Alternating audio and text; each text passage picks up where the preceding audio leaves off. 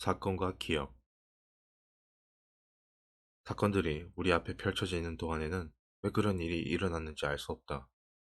그렇다고 우리가 과거의 사건과 상황들을 객관적으로 하나하나 정확하게 기억하는 것도 아니다. 그러게 한 절대 불가능하다. 우리의 경험에 대한 정보는 법칙 2에서 확인했듯이 광석에 함유된 금처럼 숨어 있다. 그 정보를 추출해 정제하여 현재와 미래를 가꾸는 데 쓰려면 큰 노력을 들여야 하며 종종 다른 사람들과 협력해야 한다. 우리의 과거는 바람직한 경험을 되풀이하고 탐탁지 않은 경험은 차단하는 데 쓰여야 한다. 그래서 무슨 일이 일어났는지뿐 아니라 왜 그런 일이 일어났는지를 알아야 하는 것이다. 왜? 라고 묻는 것은 지혜다. 이유를 알아야 우리는 같은 실수를 반복하지 않을 수 있으며 특별히 운이 나쁘지 않다면 성공을 거듭할 수 있다. 경험에서 유용한 정보를 뽑아내기는 쉽지 않다. 그 일을 제대로 하려면 우선 상황은 나빠지는 게 아니라 더 좋아져야 해 라는 아주 순수한 동기가 있어야 한다. 둘째, 실수와 솔직하게 마주할 각오를 하고 어느 지점에서 어떤 이유로 올바른 길에서 벗어났는지 밝혀낼 자세가 되어 있어야 한다.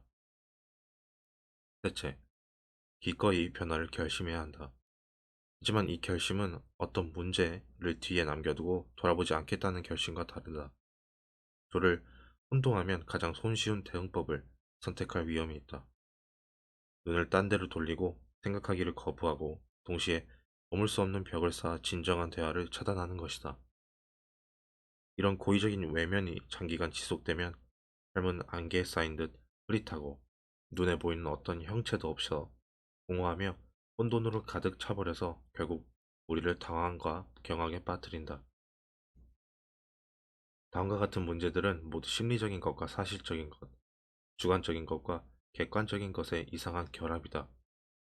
정말 위협적인가? 아니면 내가 무서워하는 걸까? 정말 아름다운가? 아니면 내가 아름답다고 생각하는 걸까?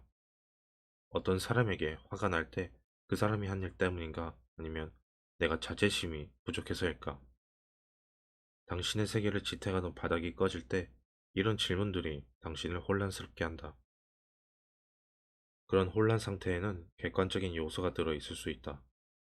왜냐하면 추락은 종종 죽음이나 심각한 질병, 해고나 휴직 같은 현실적인 일이기 때문이다. 하지만 추락은 또한 주관적이어서 고통, 의심, 혼란, 그리고 가능성을 인지하거나 앞길을 선택하지 못하는 무능과도 관련이 있다. 존재의 근원적 토대는 주체인 동시에 객체이며 동기와 감정과 물질적인 것들이 모두 뒤섞여 있다.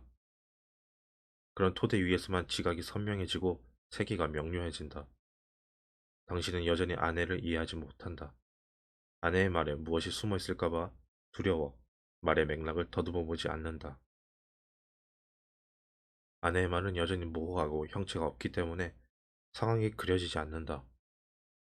우리 자신의 개인적인 동기들은 은밀한 형태로 시작되며 우리가 알고 싶어 하지 않는 한 계속 그 상태로 남아 있는다. 미랄과 미랄이 완교와 분리되지 않고 뒤섞여 있는 셈이다. 금과 천연은 여전히 용의 발톱에 붙들려 있다. 철학자의 돌은 시궁창 어디엔가 처박혀 있다. 정보는 혼돈의 구 안에 묻혀 있다. 그것들이 우리에게 손짓하지만 우리는 여전히 탐사를 시작하지 못하고 있다. 이런 테마는 의식을 확장하지 않겠다는 의도적, 자발적 거부다. 성배를 찾으러 가는 길은 숲속에서도 가장 어두운 곳에서 시작하고 우리에게 필요한 것은 가장 보고 싶지 않은 곳에 숨겨져 있다. 당신이 옷장 속에 쓰레기를 계속 쌓아두고 숨기기만 한다면 당신이 가장 준비가 안 되었을 때 옷장 문이 갑자기 열리면서 그동안 쌓인 것들이 한꺼번에 쏟아져 나와 당신을 덮칠 것이다. 당신 인생에는 그 잡동사니와 마주하고 하나하나 분류하고 필요한 것은 간직하고 나머지는 내다버릴 시간도 에너지도 별로 없을 것이다. 쓰레기 더미에 깔린다는 말은 바로 이런 상황을 가리킨다. 부적절하게 행동하는 자를 응징하는 위대한 혼돈의 여신, 티아마트가 귀환한 것이다. 세계에는 숨겨진 위험과 기회가 가득하다.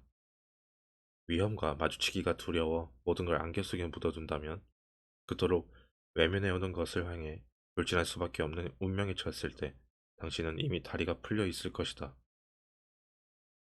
당신은 의식의 밝은 빛으로 흐릿한 안개를 깨끗이 날려버릴 수 있다.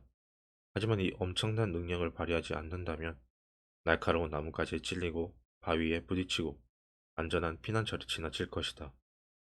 그런 뒤 장애물과 방벽 천진 미로를 만들었다며 사람을, 현실을, 신을 저주할 것이다. 그때 타락이 손짓하고 당신은 어둡고 은밀한 동기에 이끌릴 것이다.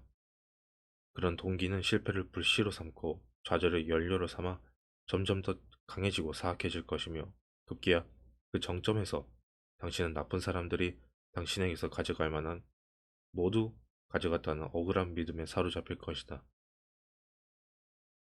이런 태도가 필연적으로 초래하는 행동과 무행동은 당신의 삶과 공동체, 당신의 나라와 이 세계를 초라하게 만들고 그런 뒤 다시 존재 자체를 초라하게 만들 것이다. 바로 이것이 어둡고 은밀한 동기가 바라는 결과다.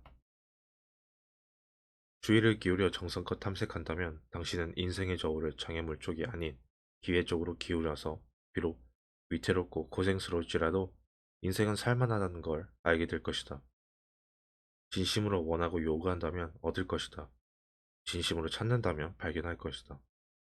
진심으로 들어가길 바라며 두드린다면 문이 열릴 것이다. 살다 보면 앞을 가로막는 것과 똑바로 맞서기 위하여 가진 걸 모두 쏟아 부어야 할 때가 있다.